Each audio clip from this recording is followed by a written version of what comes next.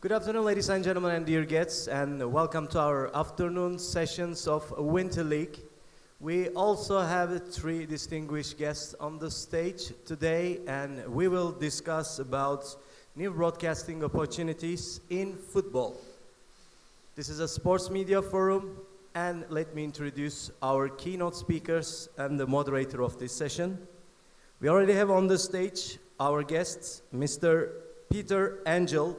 He's the director of 10 City. Let's give him a round of applause, please. Thank you. Also all the way from Istanbul, we have Mr. Melikşah İŞCAN. He's the managing director and Strategy&Growth responsible at ExxenSpor. Welcome. Thank you. And the moderator of this session is, already you know him from CIC Media, Mr. Cem ÜLKEROİLU. Welcome, Mr. Cem. The stage is yours. Thank you very much. Well, we're going to talk about the new opportunities in broadcasting and media for sports. It has been a huge development since the beginning of 90s, starting by late 80s. And I will give the floor to my friends to introduce ourselves. Peter, maybe you can give a bit about insight about yourself. Yeah, of course. Good afternoon, everyone, and thanks for having me here in beautiful Antalya. So my name is Peter Angel. My background for 30 years has been in broadcasting and specifically sports broadcasting. And so some of the highlights of the things I've been involved in, I was head of TV production for team marketing when we launched Champions League football in the 90s. After that, I was director of production for host broadcaster for 3 World Cups, 2 Asian Games, and lots of other events. And then more recently, I was in charge of global media operations and productions for Lagardère Sport 5. Now I run a couple of companies. I have a digital consultancy company called D2C Sport, which focuses on direct-to-consumer strategy, and then 10 City, which is my other company, which focuses on really working at the intersection of media production, content, technology, and commercial opportunities. Thank you. And Melikşah, let's hear from you. Good afternoon, everyone. This is Melikşah. Thank you for having me. It's a pleasure to be here. I'm here representing ExxenSpor, one of the leading OTT providers in Turkey. I'm quite fresh in the broadcasting areas. Before ExxenSpor, I worked for various companies, including Amazon, Coca-Cola Company, and Nestle, in mostly commercial areas and digital strategy field. That's about it. Okay, and to briefly introduce myself, I've been in the sports management industry for 25 years. For 10 years, I've worked as the commercial director and then a commercial consultant for the Turkish Football Federation, including all things like selling of media rights, marketing of sponsorships, ticketing, event management, and so on. And after that, I started CIC, which we consulted a couple of brands for their sponsorships, like Beko Barcelona deal, and we've served the Azerbaijan Football Association with their production and setting up a TV channel. Later on, I worked with Saran Group to set up S-Sports OTT platform and also linear channels in Turkey. And with that as well, we did all the rebranding and international TV production and distribution for Turkish volleyball leagues like the League of Sultans and the national team and all. So yeah, let's get into our topic, which is really interesting. So as I said in the beginning, I mean, by the beginning of 90s especially, until then we had some government channels, state channels all around Europe, and with the beginning of 90s there was a change of private channels becoming also in Turkey and also in Europe, which also shaped a lot of things like the regulation of sport and how to deal with media rights and everything. Yep. And after that, it's been a hell of a ride. Yeah? Would you speak a little bit about that evolution, how we came to this point? Yeah, for sure. So, yeah, it's a really interesting point, Jem, that you're making, because the things we know today about how TV stations and TV channels and broadcasting works, it's all informed by what happened 50, 60 years ago when TV channels and stations were sort of invented.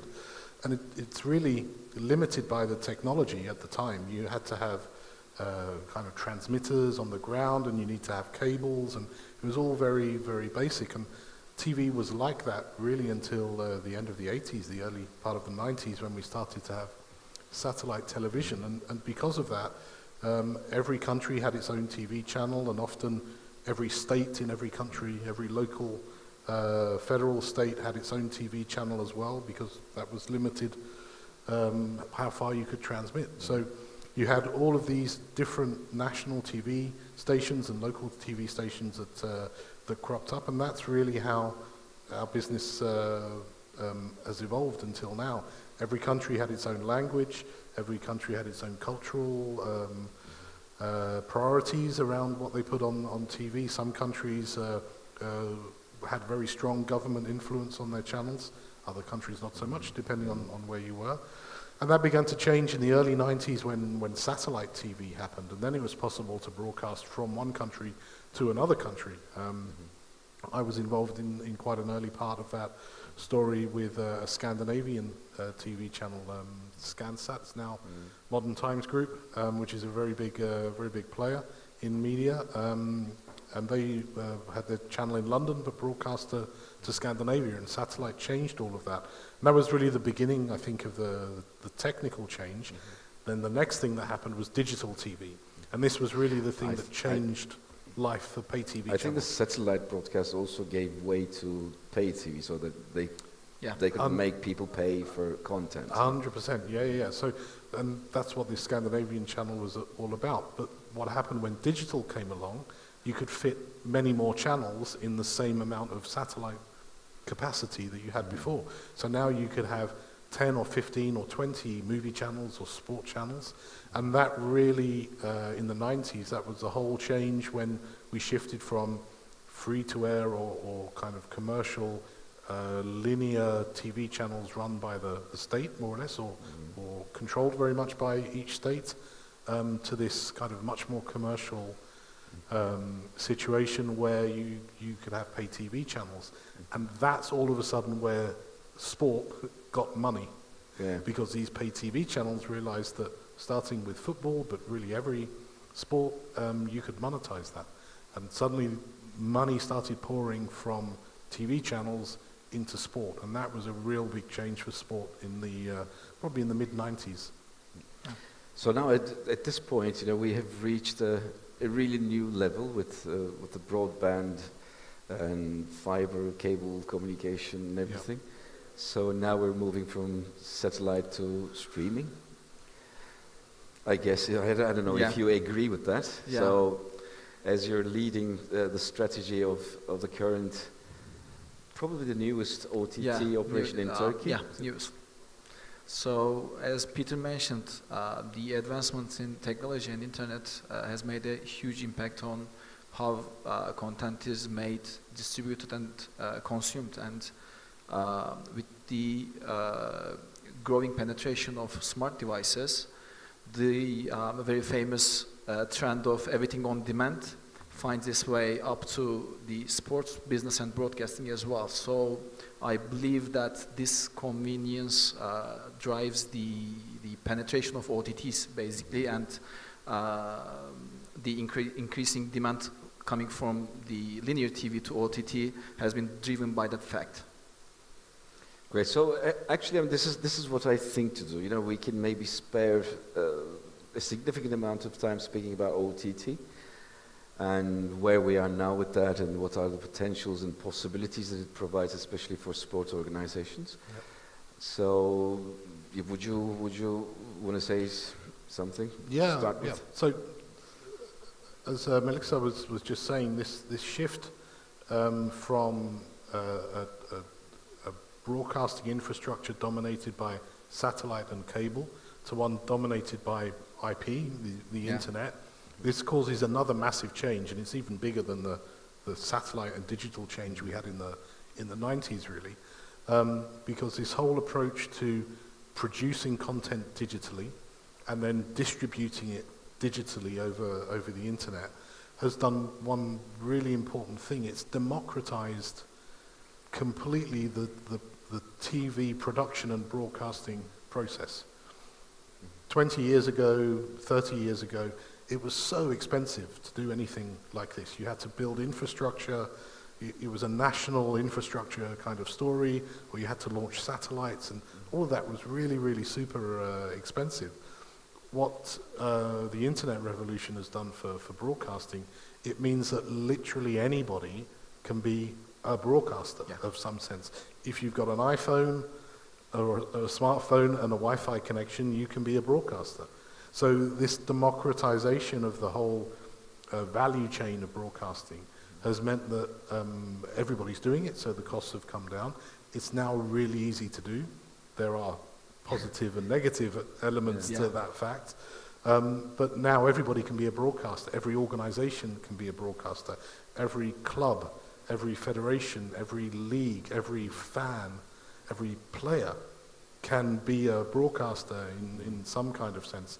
And that just opens up lots and lots of opportunities, but it also opens up lots of competition, and it gives you plenty of other issues which we'll speak a little bit about later. But fundamentally, because it's now so easy to create content and then distribute content to the people who want to see your content, means that this revolution that's happened in the last 10 years, but has really turbocharged in the last 4 to 5 years. Content consumption has been liberated as well, so now you can watch whatever you want, whenever you want it, and wherever you want it. So it amplified the content consumptions and duration spent watching content. So that's really huge. So let's talk about that a little bit. I mean, it's with the OTT, and it's still, we have the digital satellite broadcasters in place. They are still operating, and linear channels and everything.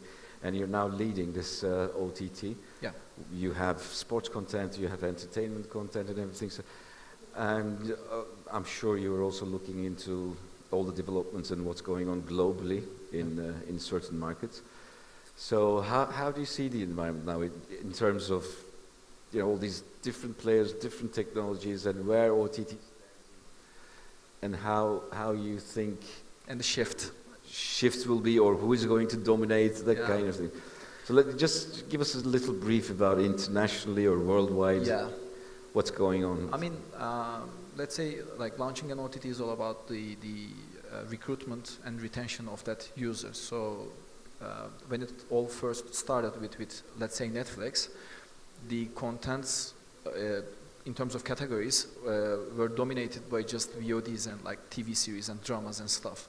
But since the market has been mature enough, the players have been looking forward for incremental recruitment. So that's when they started considering launching live sports events as a category. So, and I think there's a huge potential there because the sports events have the highest engagement rates, and people would love to watch those events. But as Peter mentioned, those were really expensive. But now, since we have a solid user base in terms of like the OTT adoption is coming to somewhere. So I really think that there is a huge potential for both intellectual property right holders and also license holders, but also for consumers and also the players and platforms.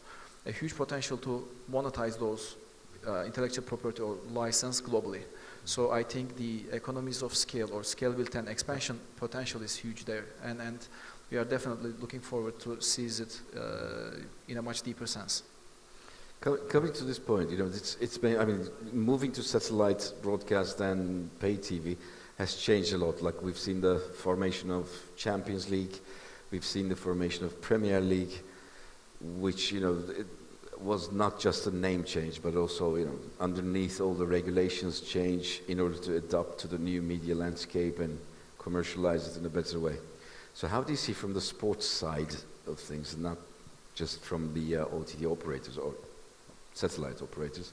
So how do you see the sports organizations, and what kind of standpoint they must be adapting for themselves?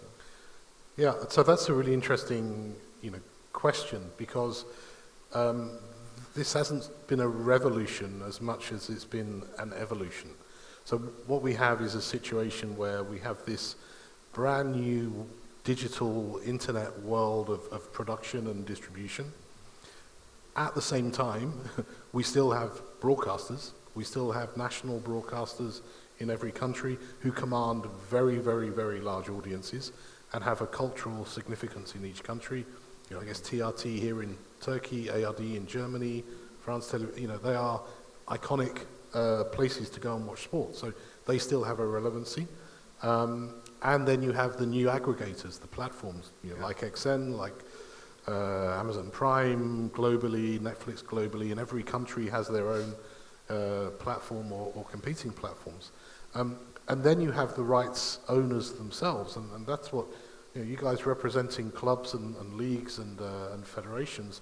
You own your rights. It's up to you to do something with them. You can sell them to XN or a broadcaster. You can sell them to TRT here in Turkey or one of the other broadcasters, or you can do something yourself with them, and that's both the opportunity and, in a sense, the threat, because there's no clear kind of pathway. There are still lots of options. One thing I would say, just in my observation around how the media landscape is changing, yes, absolutely, there are these OTT platforms, coming along who are clearly a threat to the old broadcasters. But at the same time, the broadcasters have recognized that years and years ago, and that they're now spending a lot of time and money working out how to defend that threat. So this really becomes a chase for an audience. And at the moment, the audience is still with the old school broadcasters. When you imagine your country, Turkey, for example, gets to the final of the World Cup.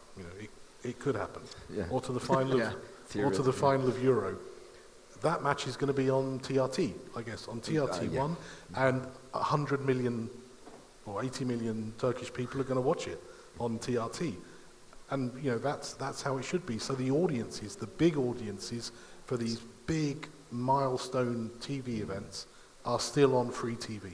So you can't ignore free TV, but at the same time you can recognize that most of your content isn't Turkey in the World Cup final, or Russia in the World Cup final, or Germany or whatever.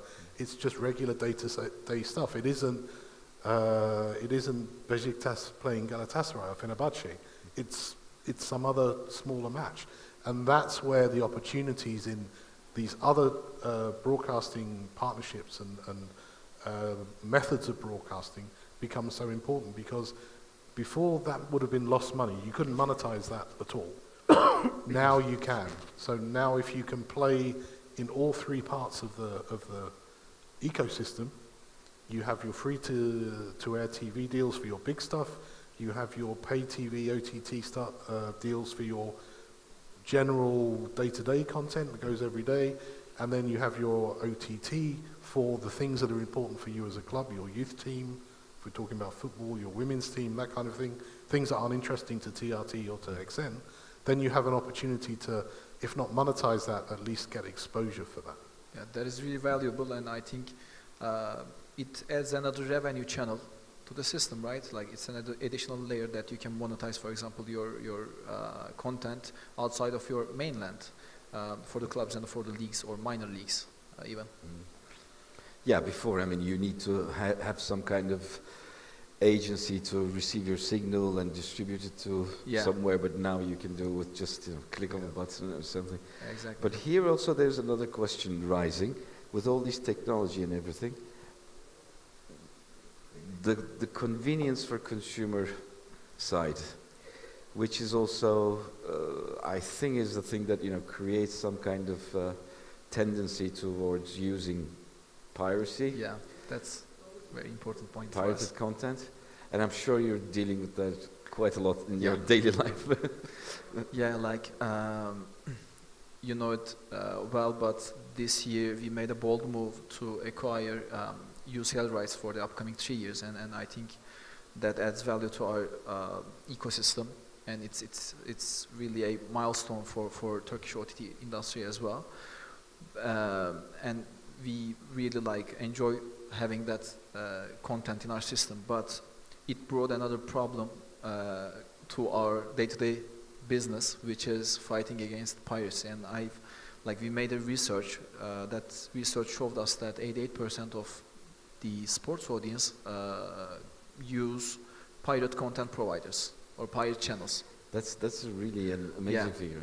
And so they're actually using. So they're not we can use. They are actual users. They admit that they use that, and it's really hard to grasp because people basically don't see this as a theft or as illegal. They just because it is so convenient, and those pirate channels aggregate multiple providers, which brings convenience. They prefer to use it, but we've made a huge progress fighting against it with the help of the authorities and also utilizing the technologies, anti-piracy softwares and stuff.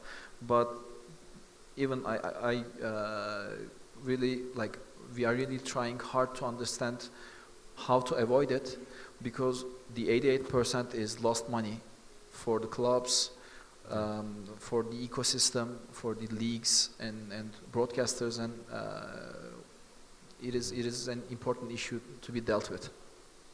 Yeah. I absolutely agree with you. And there are different approaches to how to deal with piracy. At one level, if it's on an industrial scale, it's relatively easy to discover, and it's relatively easy to do something about it. And not always. I think lots of you may be aware of the problem with Be In and the pirate Be Out channel, which basically just copied Be In's content and rebroadcast it for free. Okay, that was a very large industrial piece of piracy, which was very difficult to solve. I think it is solved now. A lot of piracy, though, is just done by individuals, and I think there are different ways of looking at that. And Melikşah made a very good point when we were talking about this earlier today about how things were in the music, business 15, 20 years Napster. ago. Yeah, exactly. And Spotify. Napster, versus Spotify now. And if you look back in the digital revolution and the internet age, actually whatever happened in audio terms 10, 15, 20 years ago eventually happens in video. And I think what will happen is that we are going to find a new business model which doesn't try to fight that level of individual piracy, but just accepts it's a reality and creates a new ecosystem. Legitimize it in a sense. And as you said, whereas 20 years ago people were going to court to stop being on Napster, now they're going to court to try and get on Spotify. Yeah. And it's quite likely that we're going to see that sort of same transition as the kind of attitude towards the way video content is shared changes, and we see that already now. When a club or a rights owner, a federation, shares clips on their own website, let's say, or on their own Twitter feed or on their Instagram feed or whatever, on their TikTok, people then repost that on other channels. So is that a good thing or a bad thing? Well, you could say it's piracy, and some people say, no, we don't want that. Arguably, if those people who are doing the reposting have millions of followers, actually you've just found 1 million viewers that you didn't have before. That's monetizable, because now you have a million viewers for your sponsor. And also the social media companies such as Facebook and YouTube creates a sort of a infrastructure to follow that attribution and attribute to the views to the content owner itself. So I really believe that the ecosystem will come to a place where those problems will be solved with the use of those new technologies and ecosystem. Yeah, also I think because there are a lot of pay services now on OTT or digital broadcast, so I think that it creates some kind of inconvenience for the consumer that you have to pay for the Turkish league, you have to pay for Champions League, Yeah. you have to pay for Premier League or tennis and stuff. So, you know, they're all around somewhere. So, yeah, maybe, let's say in some later stages, there will be strategies on, you know, try to increase that level of convenience so that people can just go with the official or legal channels. Yeah. Yep. No, I think you're right, but I think so. At the moment, the rush is towards the subscription model, which in general makes a whole load of sense if you're probably Single transaction, high return on investment. You have a monthly or a quarterly or an annual view of your revenues because you know how many subscribers you have, you know what they pay every month, you know what your churn rate is, you know what you spend on marketing. It's good, comfortable, forecastable business model.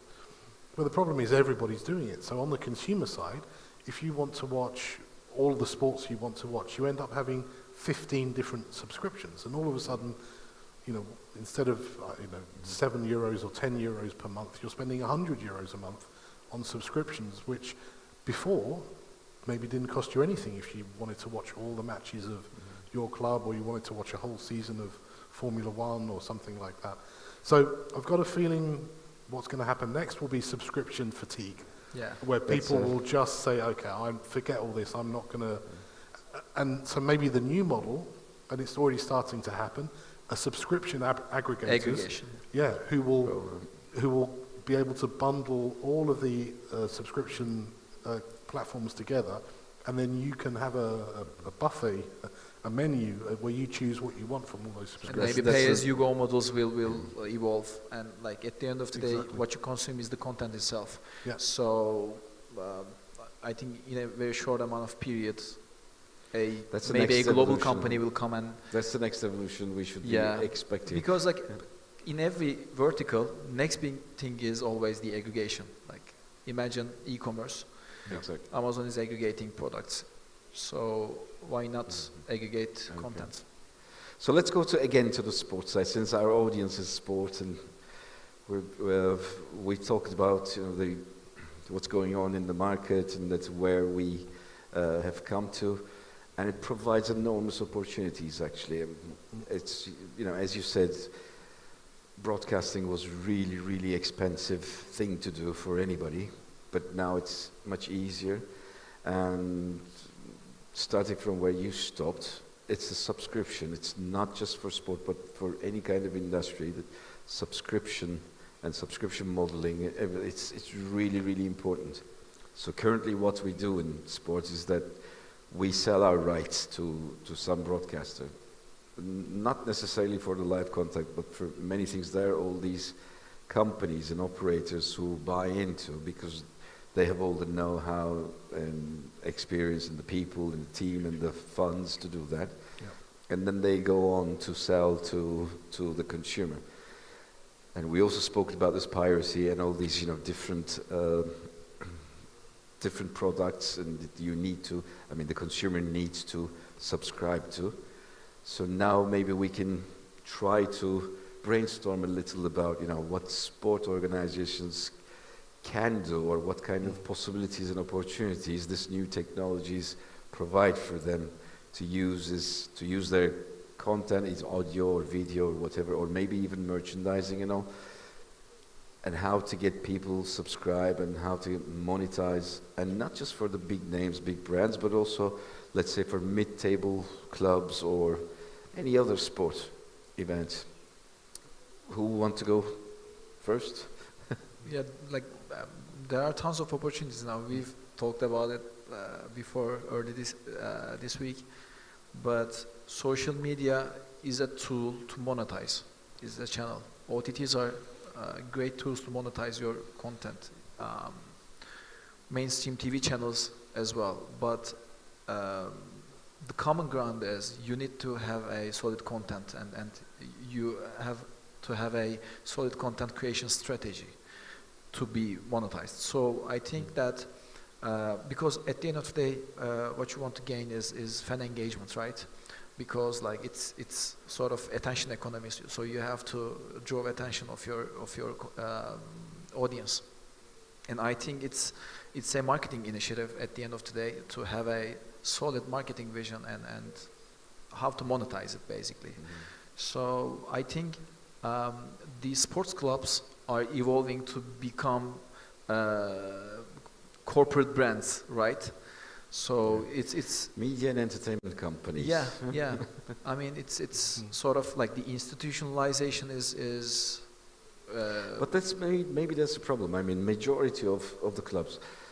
Yeah, of course. I mean, there are all these big elite clubs who have, big number of experts and professionals employed in-house. But there are really a majority of clubs, I think, struggle to understand what the real product is, and if you don't know what is the value, what is your product, then it's also not easy to sell it or how to make money with it. Yeah.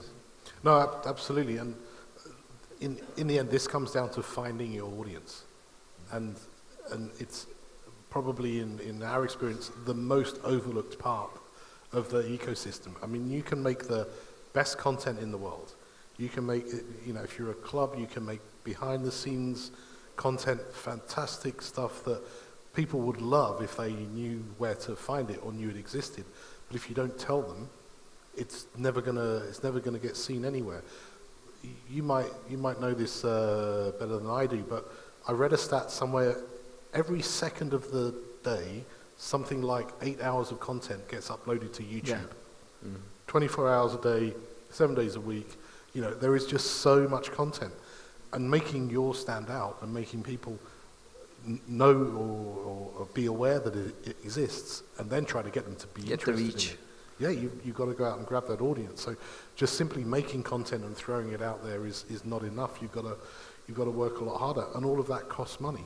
So at a certain point, this isn't free. Yeah, it's free to stream yourself on Facebook or TikTok or whatever, and that's great. That doesn't cost anything, but that only gets you so far. So, as a club, you've got decisions to make about how you want to monetize your content. And for many clubs and federations and sports organizations, they need guaranteed revenues, or at least forecastable revenues, and the things you've got to sell to generate those are commercial rights, media, sponsorship, that kind of thing. And if money is important, and it generally is to most professional clubs, then that's the first thing that you do. You work out how to sell what you can sell, and then you look at what you've got left over after you've sold that, and try and come up with a plan for something to do with that. That we can do better, I think, is what I'm saying there. You need to look at this whole problem in one go, and then get the right kind of advice from people who really understand the market and can come up with a good strategy around what you should be doing, what you should be selling to free-to-air TV, what you should be selling to pay TV, what you should be selling to OTT, what you should try to do yourselves with social media or on a club channel, and how that affects your sponsorship as well. Your sponsorship revenue could be 100 because you're getting 1 million viewers every week on the state TV channel, but if you take that away and you get 100,000 viewers every week on a pay TV channel, then your sponsorship revenue won't look the same, or you'll have a very unhappy sponsor. So, this ecosystem is now fully integrated, and you can't just look at one piece on its own. And that's probably the strongest thing, the piece of advice I'd give is to don't look individually just at media or just at marketing or just at social media. Look at all of it together. I think As a granular strategy, right? Yeah, I think it's not only true for media and marketing, combined to each other and have a comprehensive approach to that. But I think also coming from a club's perspective, it is also the need to be understood and maybe built into the culture of the club that media, marketing, merchandising, ticketing, the coach, the player, the physio, and everybody is just that, part of that thing. Plays a part, yeah. So when you're creating content, you're creating content from the players, or let's say, as I said, from a physio or whoever, or an employee of the club.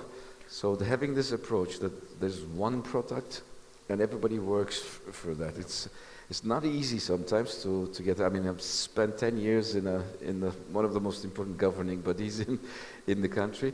So there's sportive departments, there is commercial departments, there is communication, there is legal guys, and everybody goes like they're doing their own thing.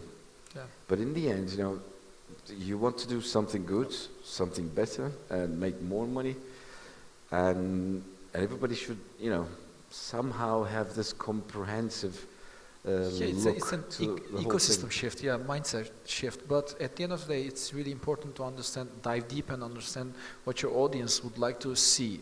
Because at the end of the day, what you do is to entertain this audience or this ecosystem so that you can monetize that content.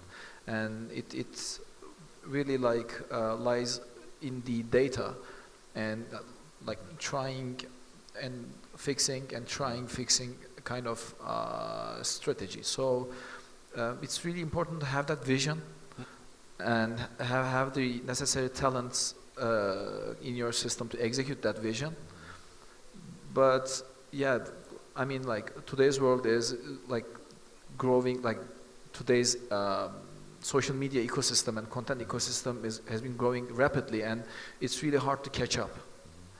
And I assume that it would be frustrating for sports club to catch up with that while working on the core business. Mm-hmm. So it's as I've said, it's really important to institutionalize just to achieve that, because once you have the relevant structures and silos in your company, such as a corporation would do, then you'll the possibilities we have in this is really, really limitless. Yeah. I mean, think of something and you can find a way to realize that. Yeah, that's certainly possible, but it needs to be balanced against all of the other things that you're doing, and the importance of guaranteed revenue. If you like, the after effect, the aftershock of the 90s earthquake of digital TV and satellite and all these pay channels, and it's been felt in every single country, is it's completely normal for player transfers to be tens of millions of dollars, and for players to be paid whatever, $250,000 a week, or $500,000 a week, and all of that has been funded by pay TV. So pay TV has a lot to answer for there, and pay TV channels make money, right? So it works, except now you want to keep that going. You cannot ask all the players to take a pay cut just because you want to try something else which may fail. So it's a very delicate financial structure, and you see a lot of clubs in many countries, not just first division or first league football clubs, but in all professional sports, generally speaking, don't make a lot of money. They lose money. In fact, in many cases. They make a lot of money and they lose a lot of money. Yeah. So, there's a reality here about what happens next, and obviously the pandemic hasn't helped. Because all the other revenue streams have suddenly disappeared. If there are no matches or the stadiums are empty, then that causes a lot of financial stress on all sorts of clubs. But so yeah, there are limitless opportunities, but they're not free. They're either free because they cost you an investment, or they're free because you will lose revenue somewhere else in order to try those out. And and that's why OTT platforms, and let's call them the new pay TVs, because everybody's going to be an OTT platform in 4 or 5 years. And when we speak about OTT platforms, it's basically like whatever you can do on a website, you can do there. You can sell your shirts also there. You can, show your content. They pay for it. You can even, text each other and stuff. No? It's sort of a super app approach, right? It's like super app. It's kind of like, again, I would like to give an example from e-commerce ecosystem. But once e-commerce companies started operating, they were just operating as e-commerce only services. But right after that, they would like to have another piece from their potential users' life cycle. And for example, Amazon launched its VOD service. On top of that, they would start room reservation service as well, and like they want to surround yourself with additional services so that they will dominate your life, and so that like it will make them a super app. That's this decade's approach. So why not start selling merchandises of the clubs if you have UCL rights, broadcasting rights? I mean, and I think it's a good example that Amazon started with the Christmas time zone for the Premier League rights, broadcasting them. Yeah, exactly right. So because the shopping package is increasing, and that they they combine it with the content of Premier League. Absolutely right. I mean, they had a few matches earlier in the year as well, but I mean, Amazon is a really good example of. Amazon's not a broadcaster; they're not an OTT content aggregator. I mean, they are now, but the only reason they're doing that is to sell more Amazon things, you know, and that is a perfect example of using OTT as part of your direct-to-consumer strategy. And you know, if there's one thing I can leave you with here today, one thought is that OTT is important, but OTT isn't the only thing. OTT is a part of direct-to-consumer, and you should be considering your entire direct-to-consumer experience, your entire ecosystem, and probably realizing, like Amazon have done, that a really good way to increase your D2C presence and your D2C revenues is to start with an OTT product. Because if you can effectively give that away for free, which Amazon are doing, you then drive business, or you drive revenue into all other areas of your business. And I think that's a really important lesson to learn from that Amazon story. So shall we move on to some questions? Sorusu olan seyircilerden. We may move to questions and answers, please. Raise your hands if you have any questions.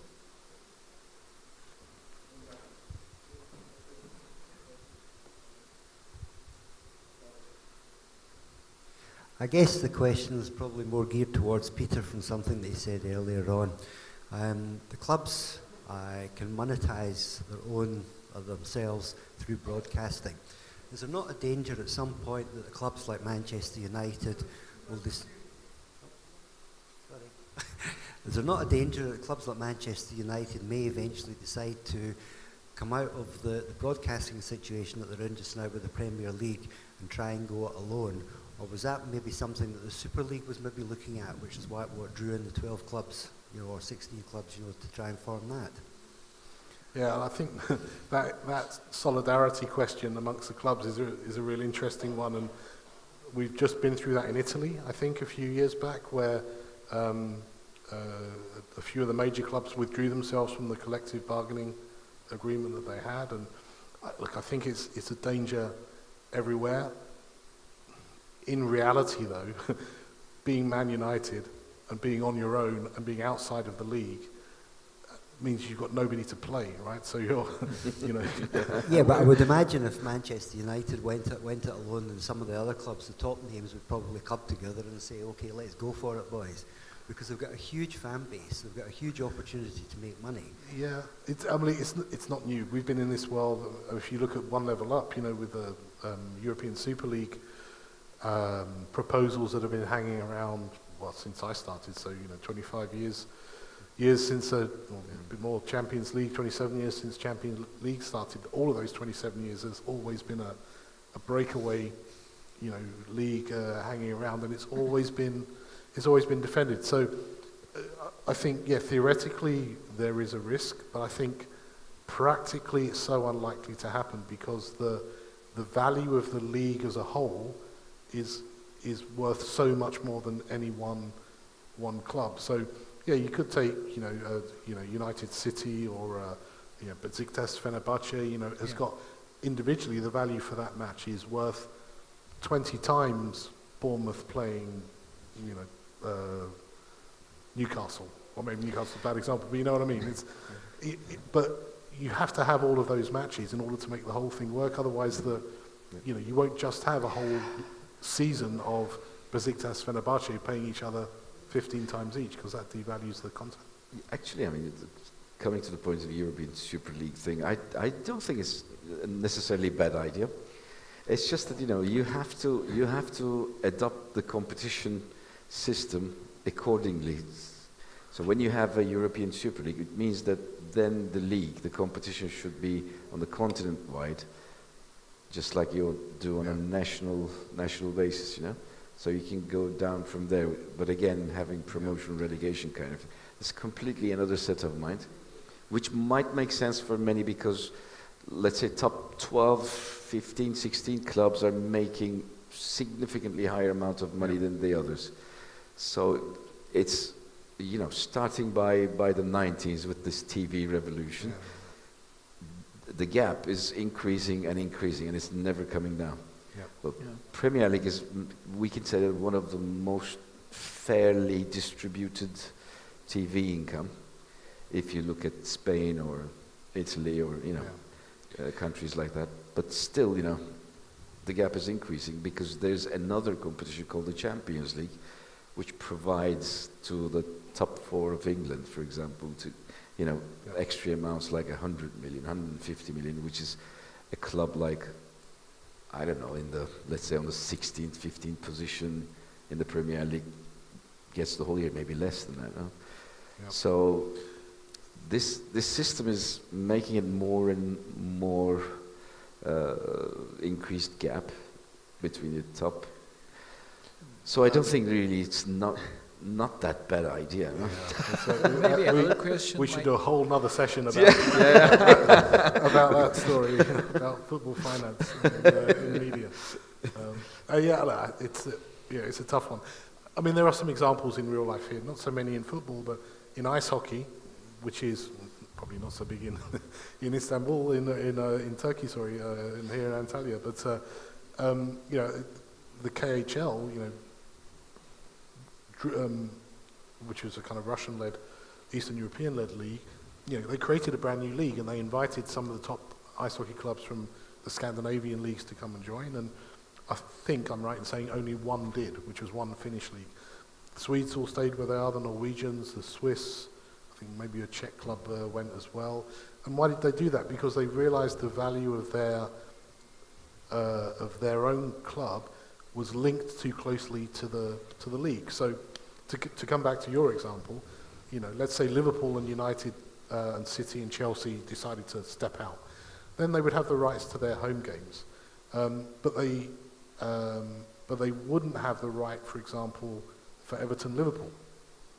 The most important derby in Liverpool season, and it wouldn't, you couldn't watch it on that channel. So, and that ends up being more important to the fan base, the accessibility of that content, rather than kind of taking yourself out of a collective agreement for the good of a league as a whole, particularly when it's a meritocratic league, right? And you might find yourself relegated because of some fluky seasons. Well, if it was a franchise league where you were in it until the end, then there'd be no problem. You could do those kind of things. But as soon as you've got a meritocratic league where there's a risk that you're not going to be in it, and that's the European way, actually. Yeah. Generally speaking, I mean, there's very few franchise-based leagues around, and and so even the best clubs vote to not do that because you just need to have one bad season and you could find yourself going down, and then it's all over.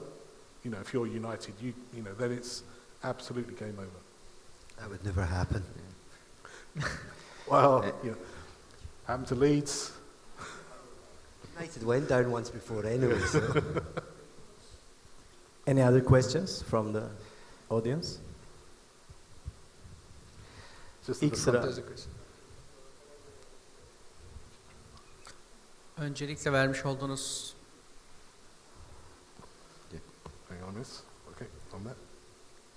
Öncelikle vermiş olduğunuz değerli bilgiler için teşekkür ediyorum.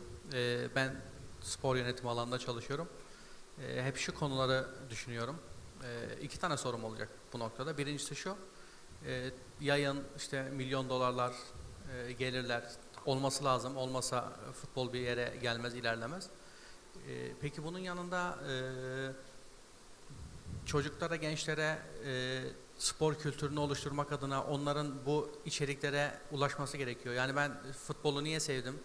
ya da sporu niye sevdiğim de düşündüğüm zaman böyle o izlemiş olduğum yayınlar. Yani bunlara ne kadar kişi ulaşabiliyor, ne kadar izleyebiliyor ki Z kuşağı diyoruz, futbol izlemiyorlar neredeyse. E-sporla ilgileniyorlar, farklı branşlarla ilgileniyorlar vesaire. Bu spor kültürünü oluşturmak adına yani bu yayıncılıkla ilgili neler yapılabilir? Nasıl bir strateji burada devreye sokulabilir? Birincisi bu. İkincisi de şu, yani tabii ki bu telif hakları vesaire durumları var. Çok denk gelmiştir. İşte bir gol oluyor, telif hakkından dolayı o golü yayınlayamıyor kulüp ya da yayınladığı zaman iptal ediliyor, video siliniyor. Onu böyle bir animasyonla yayınlıyorlar.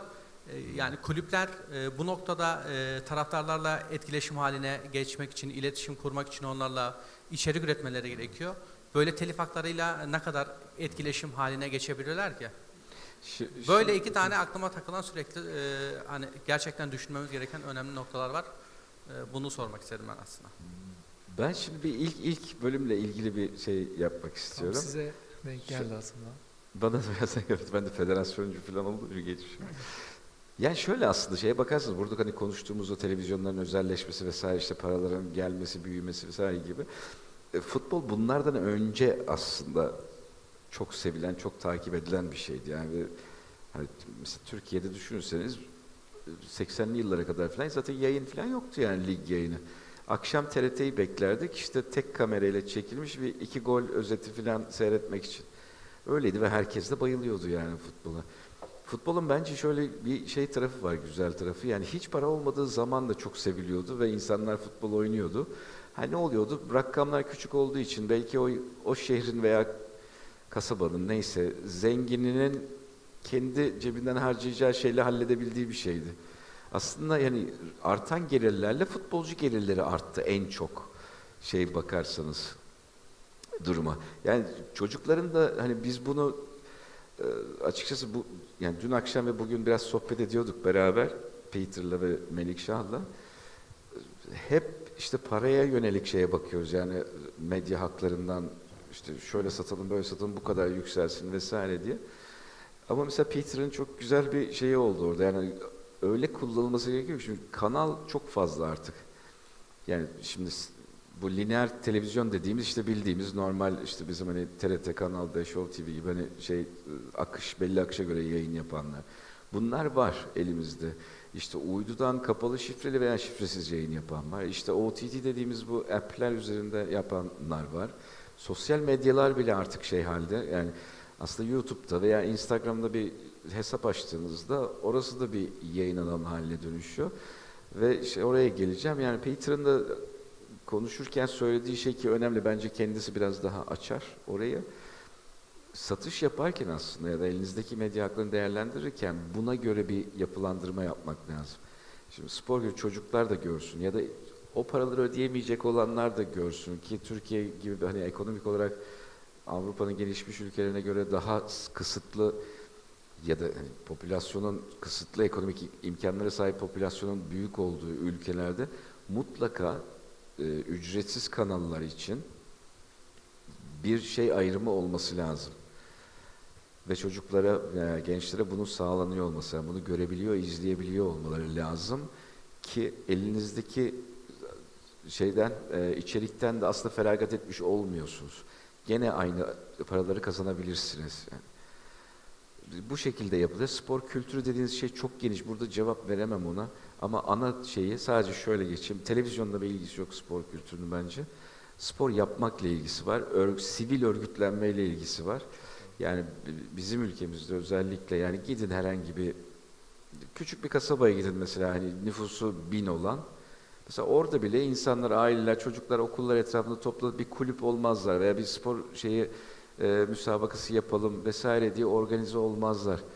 Bu kültür biraz sporu yapmakla ilgili. Yani televizyondan görmek tabii hani bir etkisi vardır, etkisiz diyemem öyle bir şey ama bunu yani çocukların oynamasıyla, yarışmasıyla, bulunduğunuz çevrede, köyde, kasabada, şehirde insanların örgütlenerek hani kulüpleşme, bir aktivite için bir araya gelmesiyle olur ki bizim ülkemizde ciddi şekilde zayıf bu. Son bir örnek verip Peter'a bırakacağım şeyi. Mesela Türkiye Futbol Federasyonu bizde profesyonel ligleri yönetir. Bizde bir şey yoktur, ayrı bir lig yoktur. Mesela Almanya'da profesyonel lig Deutsche Fußball-Liga altında örgütlenir. İşte Bundesliga 1-2 diye. O ayrı bir yapıdır falan. Almanya Futbol Federasyonu'nun 30 bine yakın amatör kulüp üyesi var. Amatördür Alman Futbol Federasyonu. İspanya Futbol Federasyonu da amatördür. İngiliz Futbol Federasyonu da amatördür. Bizimki profesyonel, bizim amatörümüz dışarıda.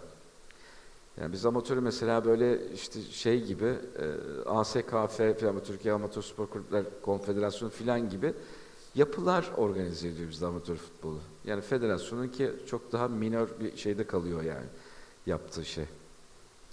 Şimdi 28-30 bin kulüp Alman federasyonunu seçiyor, yönetiyor. Yani hani bölgesel vesairelerle gelerek yapıyor bunu. Bizde kulüp sayısı şu, yani kaç bin, ben en son baktığımda 4-5 bin falan civarındaydı. Diyelim ki 8 bin olsun. Bunlar da yani birçoğu aktif bile değil yani.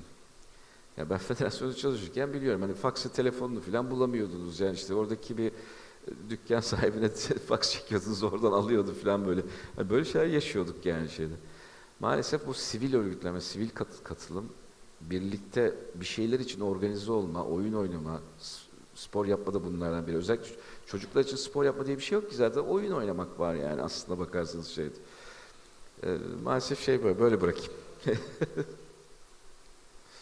Yeah, and I think I'd agree, Cem, there with your final point and your second question about how to reach the younger audience. What's different now in the last 10 years or so is that before you were competing for the attention of youngsters against another club, maybe, or another in your country, or another sport, in your country. So, did that kid want to play football or volleyball or swimming or athletics or something else? But the culture was around sport. Then it kind of moved on to, well, if the child was into football, they could look at following a local team or maybe Beşiktaş or Galatasaray or something. But actually now they're more likely to want to follow Paris Saint-Germain or Real Madrid because Messi's playing there, or or they want to follow NBA because they love the stars of the NBA, and NBA basketball is much more interesting than Turkish basketball. So the problem kind of got worse just in the sports environment. Now it's even worse because they're not interested in sport anymore as much as they are in esports and gaming and other stuff. So you're competing, the amount of competition you've got as a traditional sports club has just increased like crazy.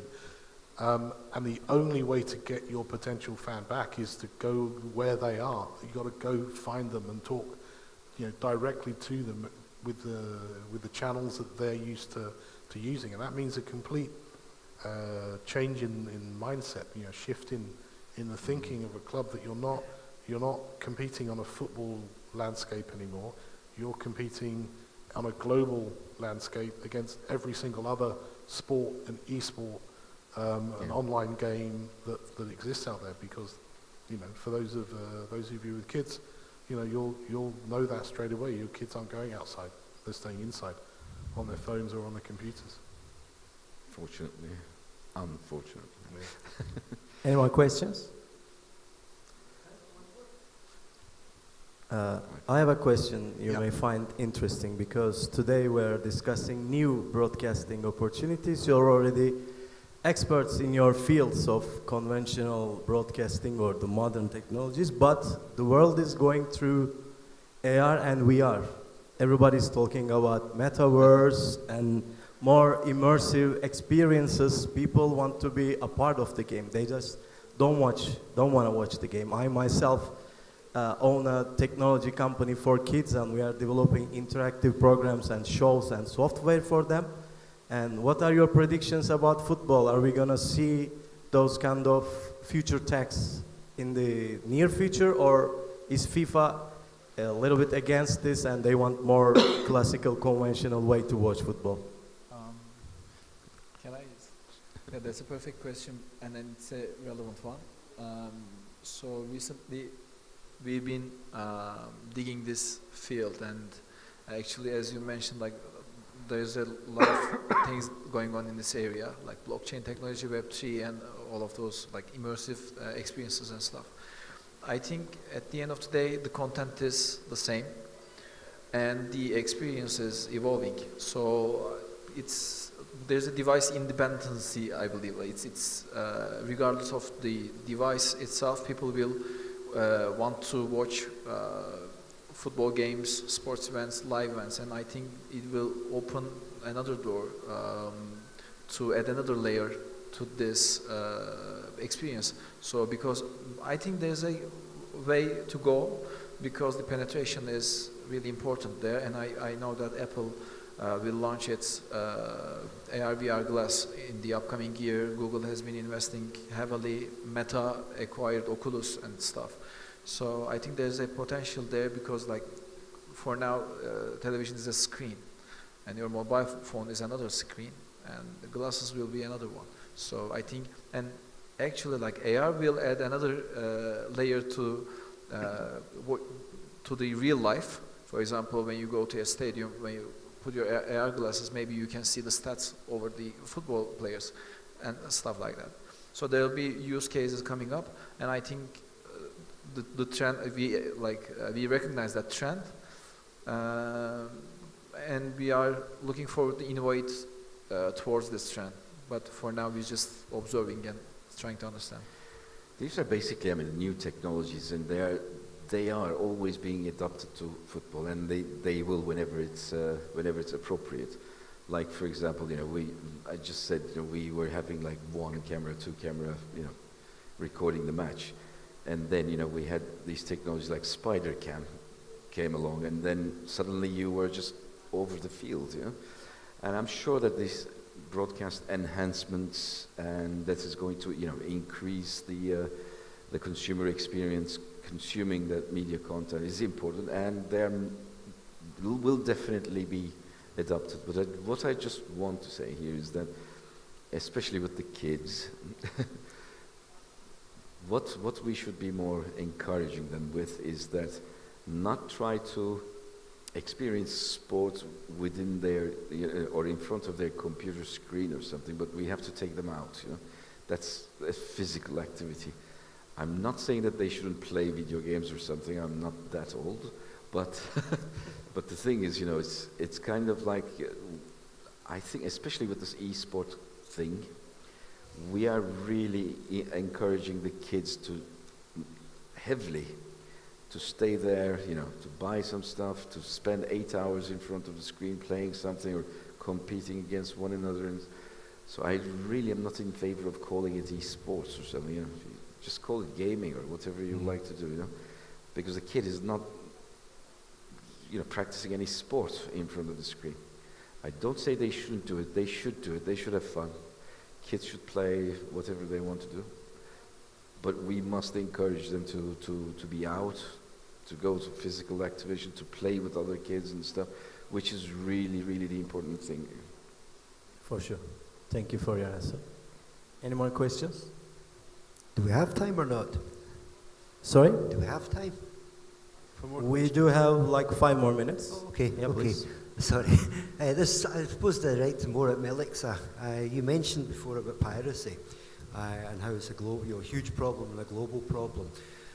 Is the piracy, though, as such, is it not a lot of it been the result of what the broadcasters have allowed people to watch and having access to it? For example, I quite freely admit to pirating Sky Sports. Sky Sports will not broadcast it to me in Turkey.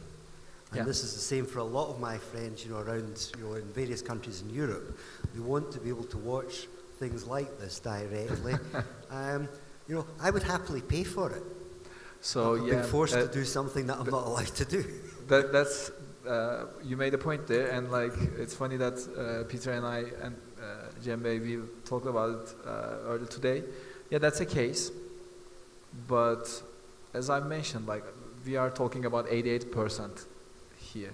So that's a case, that's for sure. Globalization of those licenses. It's a fact, but I don't think that the majority of the issue has been caused by this fact.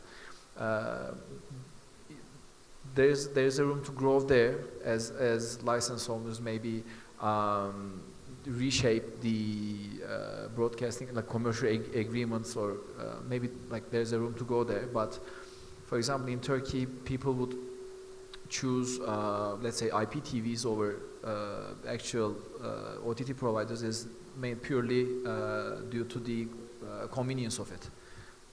They might find all of the channels and all of the sports events in one box. Basically, the main point is there, and I think that a company will legitimize this business and convert it in a like billion-dollar company. That's for sure. But until then, we have to find ways to fight with the piracy, because like it harms the total economy, and the money that would otherwise go to the sports club has been disappearing.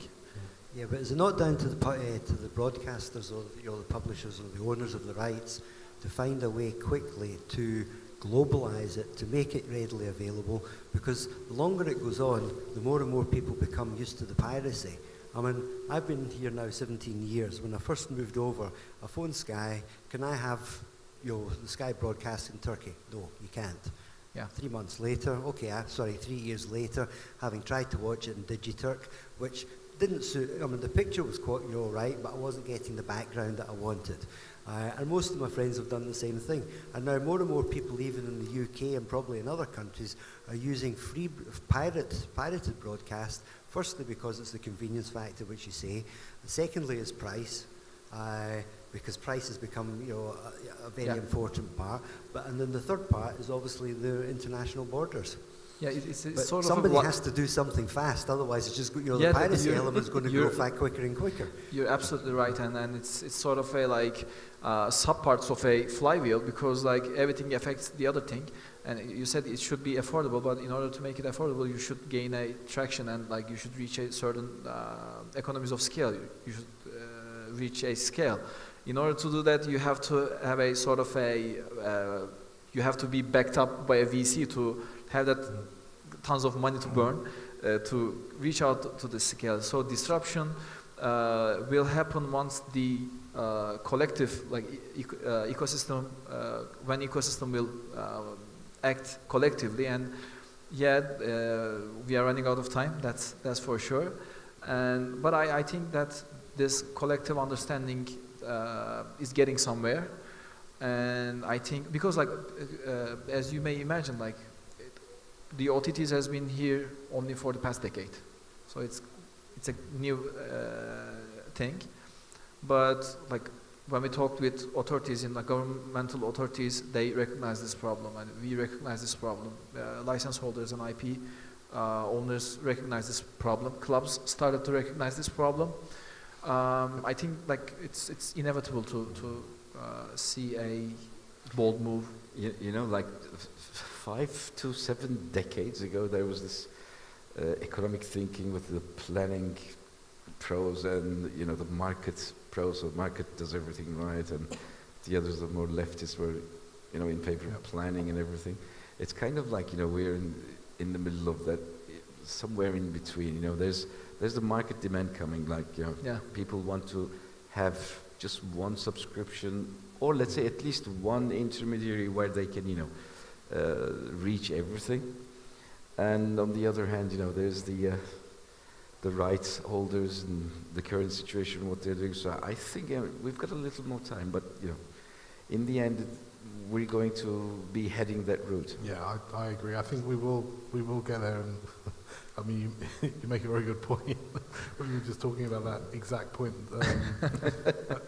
this morning, and it comes back to where we started. Actually, the whole system is set up like that because 50 years ago, the way to broadcast TV was on a localized basis in one country, and that's how TV rights have been sold ever since.